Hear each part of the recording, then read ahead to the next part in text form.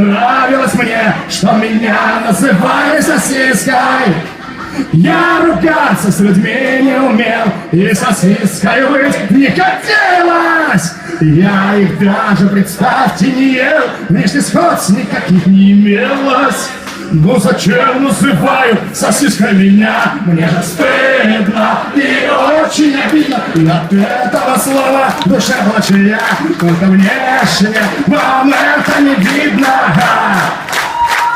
Тоже плохо. И с девчонкой любимой своей мы расстались, увы, очень быстро. Потому что сказал кто-то ей: ты на пляжках гуляешь с сосиской. Вскоре начал я всех избегать, и шарахался я от прохожих. И друзей мне пришлось потерять, стал я сам на себя не похожий. Но зачем называют сосиской меня? Мне же стыдно и очень обидно. И от этого слова в душе плачу я, когда внешне вам это не видно.